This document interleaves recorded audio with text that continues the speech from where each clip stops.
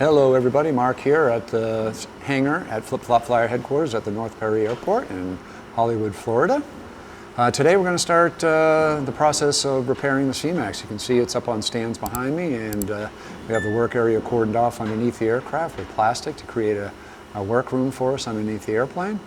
I'll take you through and show you the process that we use to get the airplane up on the stands and elevated for easier work on the bottom. We'll show you the damage to the aircraft in a little bit more detail and describe a bit how we're going to proceed with the repair process.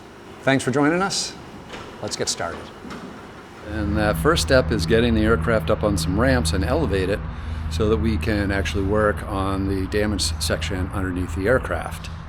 So what we've done is construct some ramps that the airplane will ride up and sit on top of, so that we can tilt the aircraft tail down once it's on these stands on the main gear, and we'll be able to work much more readily on the portion of the bottom of the aircraft hull that was damaged with the gear up landing. Now what I've also done to have us get up these ramps is a set of pulleys that will allow us to easily, in theory, get these wheels up the ramps to the top. We've also got a completely separate line on each side as an actual belay. So as the aircraft makes its way up the ramp, if we have to pause, we can tie off those belays on these cleats here, and that will allow us to hold the aircraft in position while we need to, redistribute manpower around the aircraft. I'm anticipating it takes 4 people. So 1 person at each pulley, 1 person maintaining control of the aircraft nose and or tail, and then 1 person working the belays on either side. So let's do this and get her up there and start this repair process so we can get her back in the air as quickly as possible. Cheers. So there's 2, so just continue to take up the slack as you go. We'll just try to, hold, start just scooping up here. Keep the nose down, honey.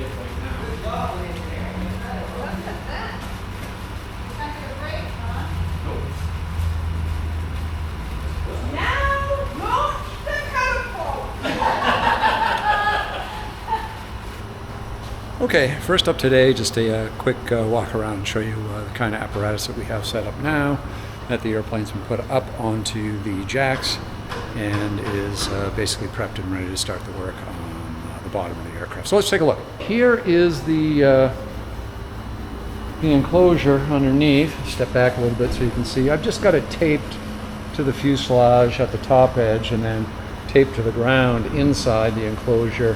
Having this AC unit in there is just a lifesaver because it's so darn hot, and it creates a nice hermetically sealed area for me to work in. You'll notice I have a filter here on this side for an exit so that I do have positive airflow transfer in there, so I'm not breathing my own exhaust gases the entire time.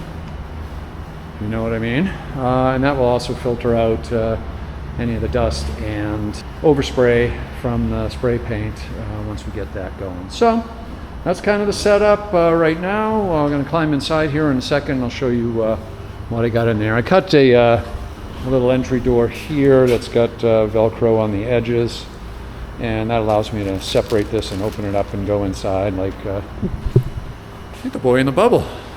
Let's take a look inside. Okay, so here we are underneath the airplane now. And I'll give you a look at the bottom of the aircraft and the actual damage itself, and I'll hold my hand up so you can get some idea scale on this as well. So just for orienting you, up that way is the nose of the aircraft. This is the center bottom of the keel right here, back to the edge of the step right here. So this is where the biggest extent of the damage is. You can see it's, I don't know, that's probably about just 2.5 inches down to the substrate.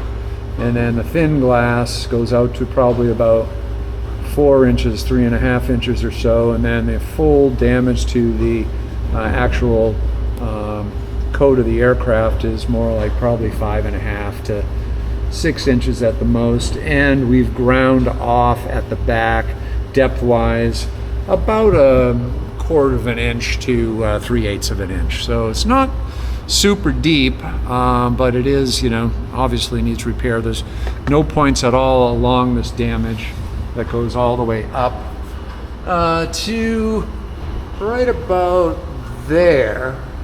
I do have some scratches up there, but that's not from the landing. That's from getting it onto some rougher beaches. But we'll be fixing that as we do the bottom repairs as well. So the actual, you know, damage from the landing is probably right around here. You can see it goes in a small triangle shape all the way to the step back there, and that's probably about 5.5 to 6 feet in length. So we got our work cut out for us. I'm going to be cutting back away from the damaged area so that the area that I'm working on is actually going to be probably about twice as wide. We're going to cut back over probably to about this area here on this side and this same area over here, so I'm working in a symmetrical area, and I'll do that all the way up wider to the point here where the damage ends, and so we'll get a good overlap of the damaged area with our new repair. And essentially, to cut that material back, I'm going to be utilizing either the orbital sander here with a 40 grit on it to cut back. If that doesn't do the job, then I've got a grinder here that we'll utilize to cut back that area as well. I want to have a nice, wide, clean, consistent surface to work with. That may not include any of the, you know, pavement actually and paint from the airstrip that I landed on from the runway out there. Essentially, we'll lay fiberglass up in layers, starting with small triangles, working to larger triangles with a heavy cloth, and then we'll move to a lighter cloth on the outer layers. You know, we'll resin those all up and do a hand layup and put some peel ply on top of that, which is essentially just like nylon material that the epoxy doesn't stick to. We'll roll it with rollers to get as much excess epoxy out of there as possible, then we'll leave it set, and after that's done, we'll go ahead and grind that back to the shape that we want. Use some epoxy with micro balloons, which are just little glass balls. It looks like powder, and you mix it into a peanut butter type consistency, and you use it like Bondo, like you would on your car, and you lay that in the areas that you might see some of the exposed, perhaps weave of the fabric, or, you know, indentations, any imperfections that are in the surface. That will give us a nice substrate that we can sand and get really, really smooth and contoured to how we want it. And then we'll prime it, and then we'll paint it. And there's going to be a lot of sanding going on, a lot of filling and sanding and filling and sanding and filling, and before we finally get the consistent, smooth surface that we want before we go ahead and prime it and then paint it. So again, that's the plan. As we go along and you watch me do this work, then we'll discuss how it actually goes from there. So hey, thanks for stopping by. We'll see you again here shortly.